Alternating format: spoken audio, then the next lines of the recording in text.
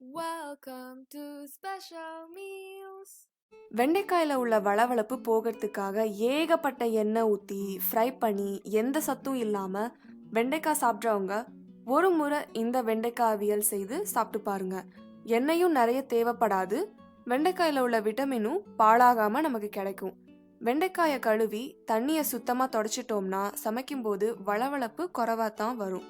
காய அவியலுக்கு வெட்டுற மாதிரி நீள வாக்கில் வெட்டிக்கணும். 1/4 கிலோ வெண்டைக்காயை நீள வாக்கில் வெட்டி எடுத்தாச்சு.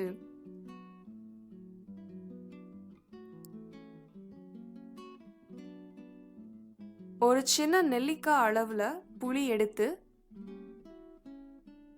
அதை 1/4 கப் தண்ணியில் ஊற வச்சிடலாம். நான் இண்டக்ஷன் ஸ்டவ்வில் சமைக்கிறதால 1/4 கப் தண்ணி எடுத்திருக்கேன். கேஸ் ஸ்டவ்வில் சமைக்கிறவங்க 1/2 கப் தண்ணி எடுத்துக்கோங்க.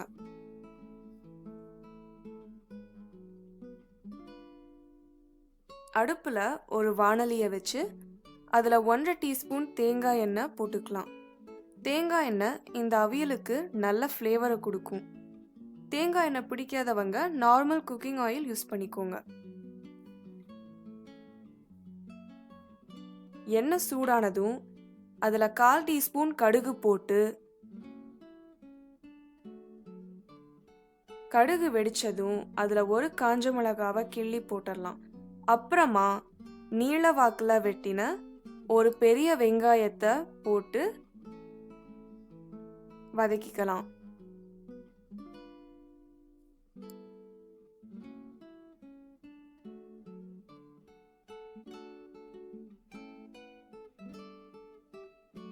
அதோட கொஞ்சம் கருவேப்பிலையும் சேர்த்துக்கலாம்.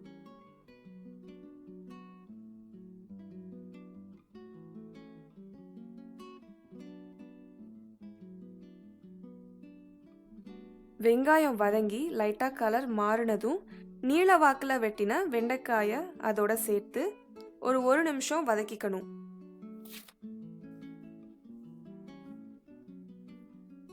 வெண்டைக்காயை இந்த அளவுக்கு வதக்கினா போதும்.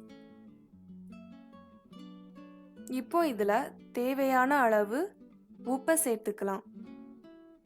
அடுப்பு மிதமாக எரியட்டும். நம்ம ஏற்கனவே ஊற வச்சிருந்த புளியை நல்லா கரைச்சி இதில் சேர்த்துக்கலாம். நம்ம போட்ட உப்பு புளி எல்லா பக்கமும் படுற மாதிரி மிக்ஸ் பண்ணிட்டு இதை மூடி வச்சிடலாம். அடுப்பு கண்டிப்பாக மிதமாக தான் எரியணும், இல்லைன்னா அடிப்பிடிச்சிரும். அப்பப்போ ஓப்பன் பண்ணி கிளறி விட்டுக்கணும். அப்போதான் அடிப்பிடிக்காம இருக்கும்.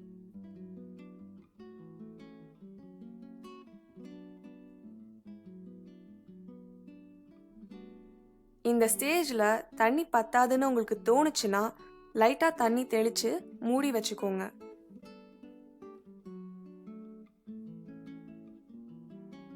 வெண்டைக்காய் வேகட்டும். இந்த நேரத்தில் நம்ம மசாலாவை ரெடி பண்ணிடலாம்.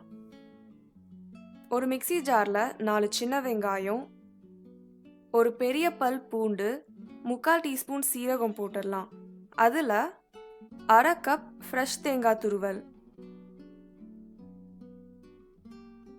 போட்டுட்டு 1/2 டீஸ்பூன் மஞ்சள் தூள், 5 மீடியம் ஸ்பைசி அல்லது உங்கள் காரத்துக்கு ஏற்ற மாதிரி பச்சை மிளகாய் போட்டு தண்ணி எதுவும் இல்லாமல் இந்த மாதிரி கொரகொரப்பாக அரைச்சிக்கணும்.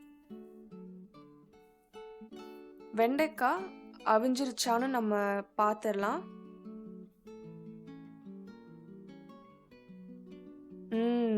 வெண்டைக்காய் அவிஞ்சு கலர் மாறிடுச்சு, தண்ணி சுத்தமாக வற்றி போயிடுச்சு. நீங்கள் கேஸ் ஸ்டவ்வில் சமைச்சிங்கன்னா 1/4 கப் புளி தண்ணி கண்டிப்பாக பத்தாது. 1/2 கப் புளி தண்ணீர் எடுத்துக்கோங்க. புளி சேர்த்ததால வெண்டைக்காயில் கொஞ்சம் கூட வளவளப்பு வரலை. இப்போ இதில் நம்ம அரைச்சி வச்சிருந்த மசாலாவை போட்டுடலாம். அதை போட்டுட்டு மசாலாவோட பச்சை வாசனை போகிற வரைக்கும் இதை வதக்கிக்கணும்.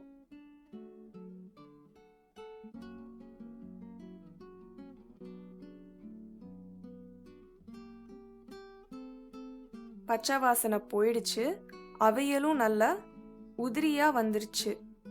எல்லா குழம்புக்கும் இந்த அவியல் கலக்கலான சைட் டிஷ்ஷாக இருக்கும். இந்த வீடியோ உங்களுக்கு பிடிச்சிருந்தா ஸ்பெஷல் மீல்ஸ்க்கு சப்ஸ்கிரைப் பண்ணுங்க. மறக்காம பெல் பட்டனையும் பிரஸ் பண்ணிடுங்க.